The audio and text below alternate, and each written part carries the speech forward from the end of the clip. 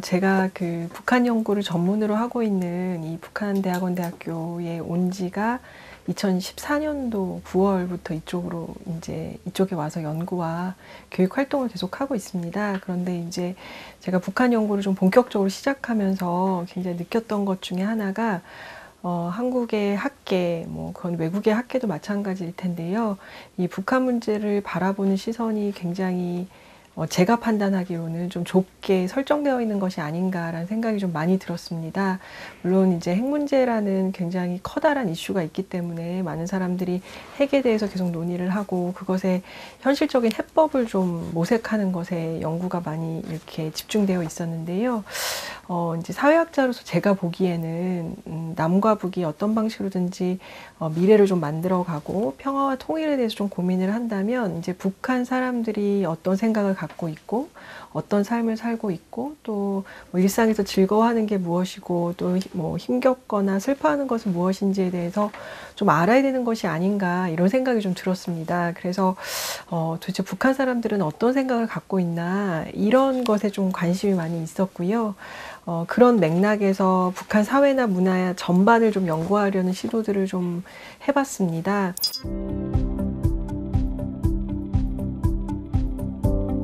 그렇죠. 마음의 실체라는 것이 과연 이게 굉장히 가변적인 거고요. 어떨 땐 굉장히 심층적이면서도 어떨 때 보면 굉장히 가변적이고 굉장히 이 표피에만 남겨져 있는 어떤 것일 수도 있는 것이죠. 그래서 사실 연구 방법이라는 측면에서 굉장히 저도 어려움을 많이 겪었습니다. 근데 물론 이제 제가 계속 현지조사 여러 가지 방식의 현지조사를 좀 하고 있어서 거기서 오랫동안 축적되어 와 있는 저의 경험적 자료도 많이 활용을 했고요. 이제 또 다른 측면에서는 제가 문화 연구를 계속 했는데 문화 연구적인 전통에서 이 굉장히 잘 알려져 있는 영국의 문화 연구 학자인 레이몬드 윌리엄스 그런 얘기를 했거든요. 이제 감정의 구조라는 개념을 이야기하면서 이 감정의 구조라는 게 그 순간에 그 사람을 만난다고 발견되는 것이 아니라 굉장히 오랫동안 문화적인 생산물 속에 켜켜이 쌓여 있는 것이다라는 이제 이야기를 하면서 그런 논의를 많이 진행한 바가 있습니다. 그래서 저는 이 문화 매체를 또 많이 활용하기도 해요. 그래서 물론 북의 문화 매체를 얼마나 믿을 수 있냐 이게 선전물 아니냐도 이런 식의 이야기를 합니다만 제 생각에는 북의 문화 매체 상당 부분에서도 그렇게 이 인민들의 마음의 변화라든가 마음의 어떤 표현 같은 것들을 읽어낼 수 있는 그런 단초를 좀 찾을 수 있었고요. 소설이라든가 여러 가지 영화라든가 제가 좀 영화 매체를 계속 했기 때문에요. 이제 그런 것도 활용하고 있고요. 아까 말씀드린 것처럼 가용할 수 있는 모든 자원을 이게 북한 연구의 한계이기도 하죠. 그 사회학자로서 그곳에 한번 가보면 다 해결되는 문제인데 가서 한 1년만 살면 또 될 것 같은데 그게 잘 되지 않는다는 점에서 굉장히 조심스럽게 그렇게 접근하고 있습니다.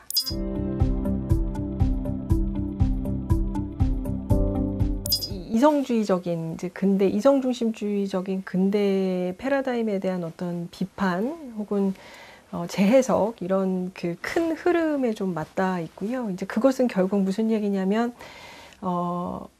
국제 질서나 국가 차원에서의 논의에서의 분단을 이전에 존재하는 사람들의 사람들이 되었건 아니면 사회가 되었건 우리가 공유하고 있는 특정한 마음 체계가 있다. 근데 그 마음 체계가 저는 일정 부분 분단을 재생산하는 데 굉장히 중요한 역할을 하고 있다라는 것을 좀 주장하고 싶었습니다. 근데 이게 주로 이제 감정이나 정동에 대한 논의들은 많은 사회학에서 요즘도 하고 있고 지금도 이제 비인간 행위자 논의까지 막 확장되면서 끊임없이 지금 진화 발전하고 있는데요. 그러니까 마음은 사실 굉장히 마음이란 표현은 일상어잖아요. 근데 그런 일상어를 어떤 사회과학의 개념으로 쓴다는 것이 굉장히 어려운 작업이고 그리고 그로 인해서 이 개념의 정밀함 같은 것에 대해서 많은 질문을 받기도 합니다만 우리가 또 마음이라는 이야기를 썼을 때 이 언어로 표현되진 않지만 지칭하는 어떤 덩어리 같은 힘을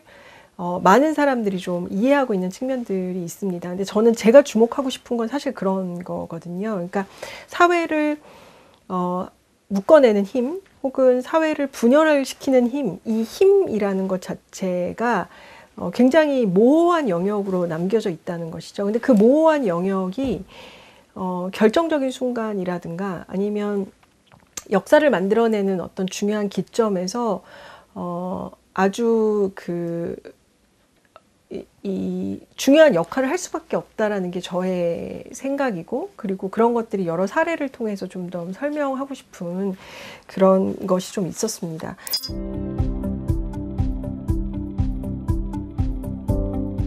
지금 이제 남북관계가 굉장히 교착 상태에 있잖아요. 근데 이 남북관계가 이렇게 교착 상태가 됐는데, 이게 이제 사실은 뭐 정책에서 얘기하는 현실주의적인 입장이나 이렇게 보면 이제 이득이 되면은 북이 다시 나올 수밖에 없는 거고, 뭐 남한도 역시 이득이 되면 미국과 뭘 할 수 있는 것이고, 이제 이런 식의 해석이 가능한데, 도대체 북은 왜 이렇게 오랫동안 상당히 많은 감정적인 굉장히 언어를 막 쏟아내면서 이렇게 이런 것들이 잘 안 되는가, 이런 것을 좀 생각해 보면 2018년도에 너무 많은 상호 간의 뭐랄까요, 소통 같은 것들이 있었던 것이죠. 근데 그런 것이 이제 좌절되었을 때 그 좌절의 힘들이 상당히 더 부정적으로 혹은 이제 사실 좀 과도한 부정적인 감정으로 남아 있어서 직접적인 정책에 영향을 미치기도 하고, 그리고 어떤 역사를 만들어내는 과정에서의 한계점으로 작동할 수도 있는 것이 아닌가라는 그런 생각을 좀 갖고 있어요. 그래서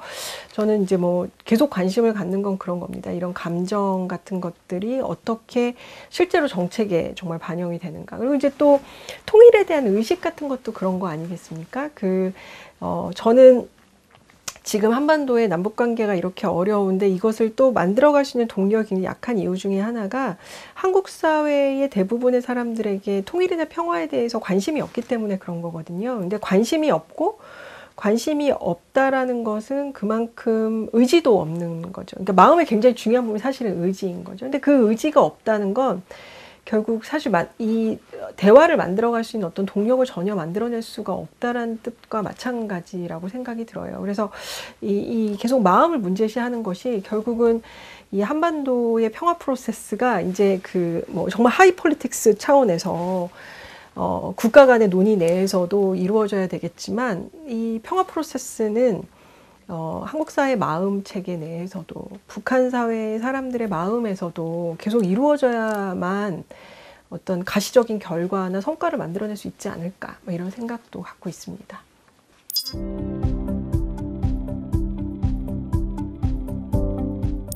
그러니까 저는 기본적으로 사람에 대해서 굉장히 관심이 많은 편이고요. 저의 연구 주제나 기본적으로 문제의식 같은 것이 좀 더 사람에 많이 포커스가 맞춰져 있다라고 생각하시면 좋을 것 같은데요.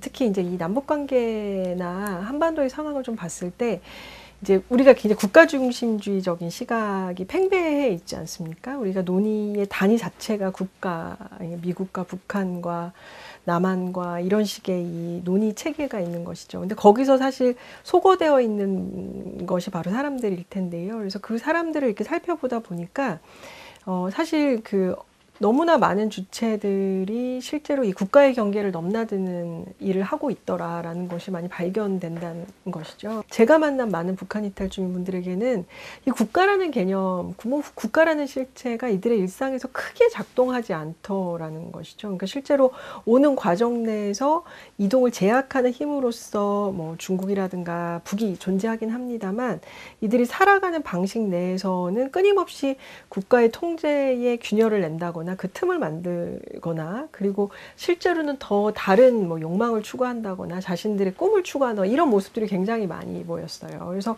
저는 이런 모습들을 더 많이 드러내는 작업들이 굉장히 중요하겠다라는 그런 생각이 좀 들었던 거죠. 그리고 이 북에서 오신 분들을 만나는 과정을 통해서 이 접경 지역, 북한과 중국의 접경 지역에서 이제 많은 활동을 하고 계시는 뭐 중국 동포, 조선족 분들이라든가, 뭐 거기 있는 한국인 사업가라든가 활동가라든가 이런 분들도 또 만나게 되었습니다. 그래서 그런 분들이 만들어내는 여러 가지 역학, 역동성, 행위 주체성, 이런 것들을 좀 주목하는 것이 바로 이 국가 중심적인 사고를 우리가 조금이라도 벗어날 수 있는 하나의 전략이 될 수 있겠다라는 생각이 좀 들었습니다.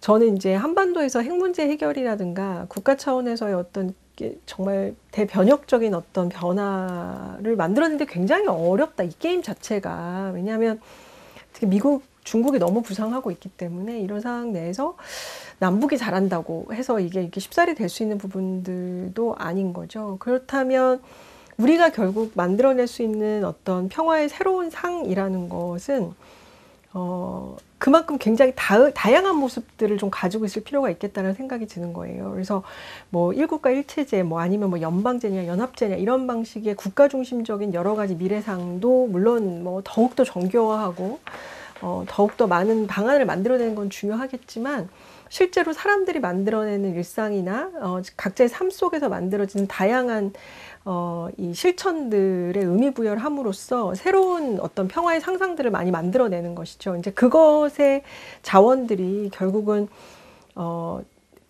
이제 이 국가에게도 어떤 큰 국가 차원에서도 큰 영향을 미칠 수 있지 않을까라는 그런 기대를 좀 갖고 있습니다.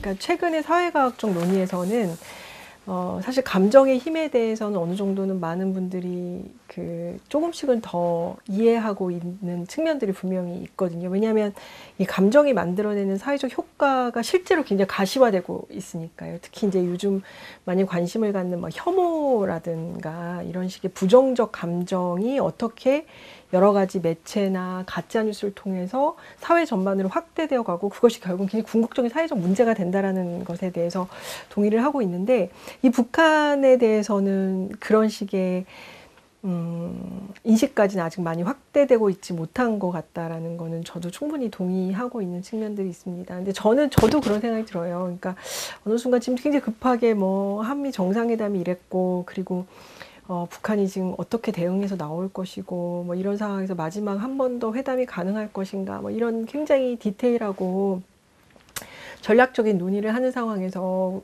제가 이제 분단적 마음이 어떻게 작동하고 있고 그리고 분단적 마음으로 인해서 여러 가지 이 뭐 분단이 재생산되고 있다라는 얘기가 얼마나 그 우선순위에 있는 논의로서 받아들여질 것인가에 대해서도 고민이 많이 있습니다. 근데 이제 제가 굳이 더 말씀드리고 싶은 거는 지금까지 정말 20, 30년이 훨씬 넘는 기간 동안 소위 말해서 북한의 문제, 소위 말해서 북의 핵 문제가 만들어지고 난 다음에 지금까지 정말 수십 년에 걸리는 순간 이렇게 문제가 해결되지 않는 이유가 무엇일까? 이제는 우리가 우리 자신에게 좀 성찰해 볼 필요가 있고 질문을 좀 던질 필요가 있다. 그러면 기존의 어떤 접근이 아니라 조금은 더 근본적인 문제들 그리고 조금은 더 일상과 사람의 삶과 연동되어 있는 질문들을 이제는 던져볼 때가 된 것이 아닌가라는 생각이 좀 들고요. 그리고 제가 이제 잠깐 언급해 놓기도 했습니다만 저는 이제 뭐 연구자나 학자 그리고 학문의 그 여러 가지 역할 중에 하나는 보이지 않는 것을 정말 면밀하게 분석하는 작업들도 중요하긴 하겠습니다만 아까 상상과도 좀 연동되는 얘기인데 이미 도래해 있진 않지만 우리가 만들어 가야 되는 어떤 가치에 대해서도 끊임없이 담론화하는 작업들이 굉장히 중요하다라고 생각해요. 근데 지금까지 북한에 대한 연구에서는 이제 그런 미래적 가치를 가진 담론화의 작업들은 상당적으로 적게 이루어졌고 그것이 만들어낸 것이 지금 한국 사회가 가지고 있는 이 굉장히 팽배한 무관심이다. 그러면 이 문제를 이제는 더 이상 간과할 수 없지 않을까 뭐 이런 생각이 듭니다. 그래서 지속적으로 앞으로도 저는 남과 북의 사람들의 이 감정, 마음, 그 슬픔 그리고 기쁨, 분노, 그 혐오 이런 것들을 연구하고 그것들을 뭔가 좀 질문을 던지는 작업들을 계속하고 싶습니다.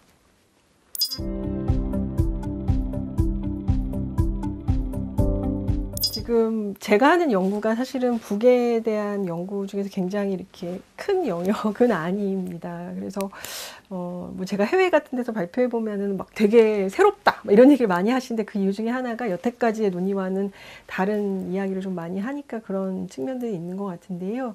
제가 최근에 좀 관심을 갖는 건 이제 탈식민주의 지금까지 해온 거와 계속 연동된 질문인데 이제 일종의 여성주의적인 질문을 좀 더 확장하고 싶은 생각이 있습니다. 그러니까 이 여성주의적인 시각으로 봤을 때의 한반도의 분단의 문제는 무엇이고 또 과연 북은 어떤 것인가, 북은 어떤 공간이고 또 어떠한 국가이고 어떠한 사회인가 이런 연구를 좀 해보고 싶은 거죠. 그러니까 지금까지 북한 여성에 대한 연구들은 굉장히 많이 진행이 되어 왔는데요. 이거를 조금 더 여성주의적인 입장에서 확장해서 한번 다시 되감아치기를 한번 해보고 싶은 거예요. 제가 지금까지는 마음이란 개념으로 되감아치기, 뭐 혹은 탈식민이란 질문으로 되감아치기 작업을 하고 있다면 여기에 여성주의라는 또 다른 인식론적인 전환을 통해서 다시 한번 되감아치는 시도들을 좀 하고 싶은 것이 그리고 지금 하려고 하고 계속 준비하고 있는 작업들이 그런 작업이라고 할 수 있습니다.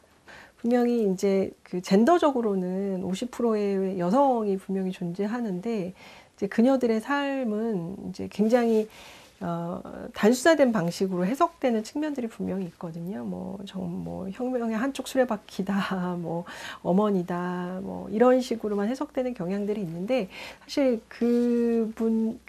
북의 여성들의 삶을 조금 더 면밀하게 살펴보면 또 다른 또 가능성을 좀 상상해 볼 수 있지 않을까 이런 생각이 듭니다.